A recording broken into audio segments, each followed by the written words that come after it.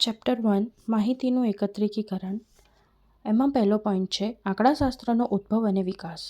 આંકડાશાસ્ત્રના ક્ષેત્રે ભારતનું પ્રદાન મૌર્ય સામ્રાજ્યના સમયથી મહત્વનું રહ્યું છે.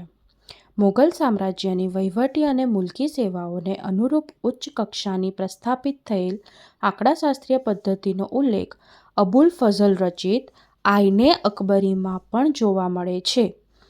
માહિતીનું પૃથ્થકરણ કરવા માટે સૌપ્રથમ વખત ગોટફ્રીડ એકેનવોલે 1749માં જર્મન શબ્દ સ્ટેટિસ્ટિક્સનો ઉપયોગ કર્યો હતો. 18મી સદી સુધી રાજ્યોમાં આંકડાશાસ્ત્ર માહિતીને એકત્રિત કરવા માટે થતો હતો.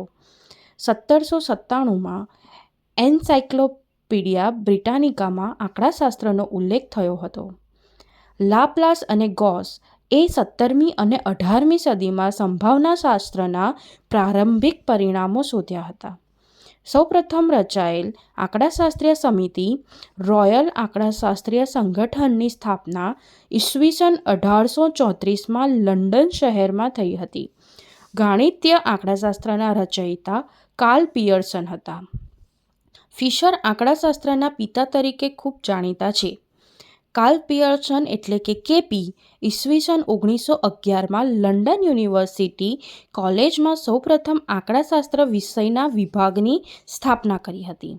1910 અને 1920 સમયગાળામાં ગોસેટ અને ફિશરે લઘુ નિર્દેશ માહિતીને માટે આધુનિક આંકડાશાસ્ત્રીય વિજ્ઞાનની રચના કરવાનો પ્રારંભ કર્યો.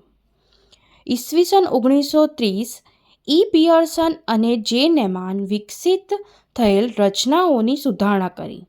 ત્યારબાદ આંકડાશાસ્ત્રની આધુનિક પદ્ધતિઓનો વિકાસ થયો.